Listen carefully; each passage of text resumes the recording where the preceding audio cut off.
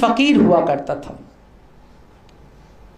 और वो रोज नमाजें पढ़ता था, 5 वक्त की नमाजें पढ़ता था, कोई नमाज नहीं छोड़ता था, तहज्जुद भी पढ़ा करता था।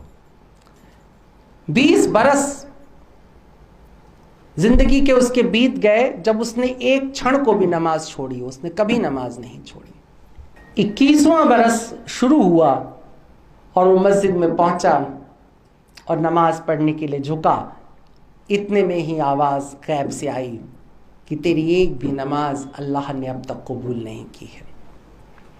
सारी मस्जिद के लोग चौंक गए। चौंकना बहुत लाजमी था, स्वाभाविक था।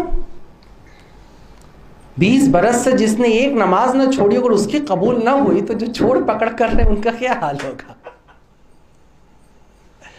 सभी घबरा गए और उदास भी हो गए, कहीं तो रो भी पड़े कि क्या अल्लाह, ये सिला 20 बरस इसने रोज नमाजें पढ़ी और इसका सिला ये कि एक कबूल ना हुई।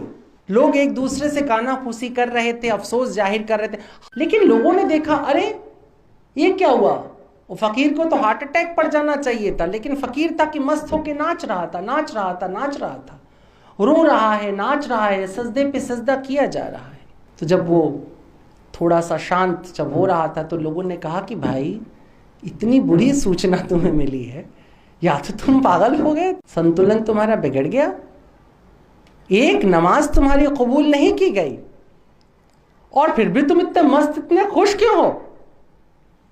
तो उस फकीर ने कहा कि अरे कबूल छोड़ो, इससे क्या मेरा लेना देना, बड़ी बात यह है कि अल्लाह की नजर मुझ पर है, 20 बरस से वो देख तो रहा है, उसको खबर तो है।